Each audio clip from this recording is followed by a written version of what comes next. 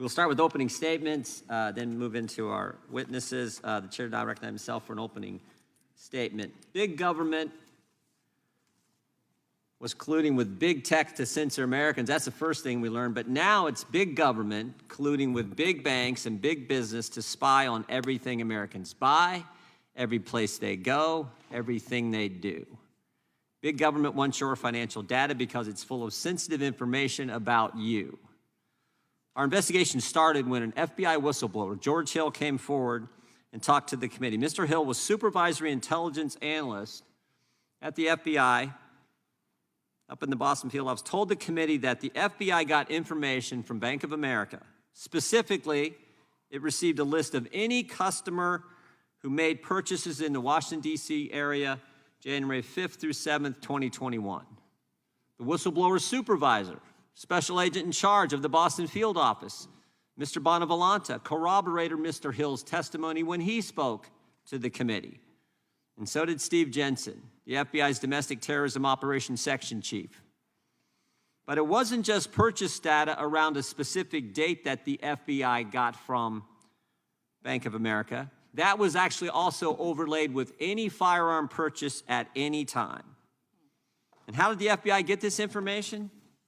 They asked for it. In fact, you can see on the display on the screen here the email that was sent. The FBI told Bank of America, to recap our morning call, we are prepared to action immediately the following threshold: customers confirmed as transacting business in Washington, D.C. between these specific dates.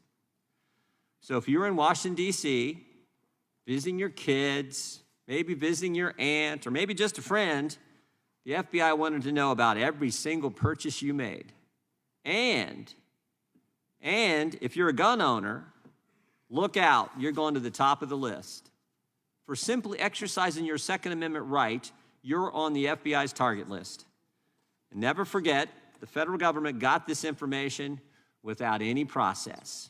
No warrant, and frankly, no notification. The bank didn't tell the customer that we're handing this information over to the FBI, the most powerful law enforcement agency in the world. Now, these FBI agents, Mr. Hill, Mr. Bonavolanta, Mr. Jensen, they all said this was wrong and, in fact, sent the information back to FBI headquarters in D.C. So that's how our investigation began. But since then, and we continue to investigate, but since then, we've learned that the financial surveillance was broader and there was actually a specific objective. The federal government is building profiles on the American people. And the profile isn't based on criminal conduct, it's based on political beliefs. And if you got the wrong political beliefs, well, you're potentially a domestic violent extremist. Now, how are they actually doing this? What are the mechanics of this?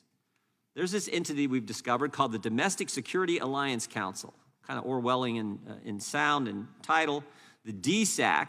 And this is an entity where the FBI, the Department of Homeland Security, works with 650 of the largest companies in the world.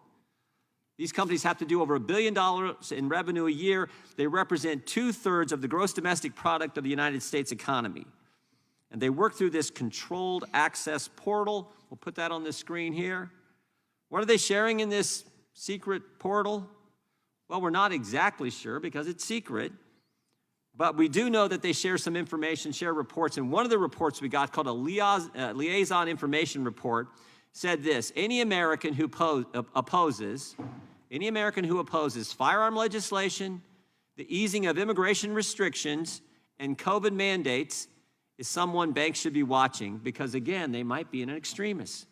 Now stop and think about that for a second. I mean, just in other words, if you're against gun registration, you're for a secured border, you oppose lockdowns and vaccine mandates, you're a domestic violent extremist, according to the FBI. And the government should get your data, should get your financial data. It actually gets worse. The federal government and banks also use what they call merchant category codes to flag Americans that shop at places like Bass Pro Shop and Cabela's. They flagged Americans who bought religious text. We can show you that one too.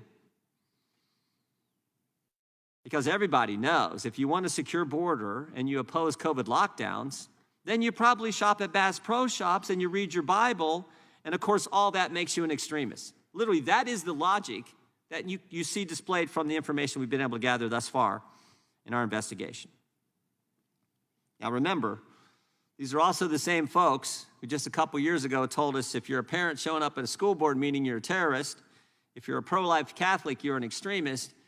Now, of course, if you oppose lockdowns, vaccine mandates, want a secure border, don't want gun registration, you're in that category as well. This is scary where things are headed. We've seen the censorship. Now we see what's happening with big banks and big government relative to your financial data.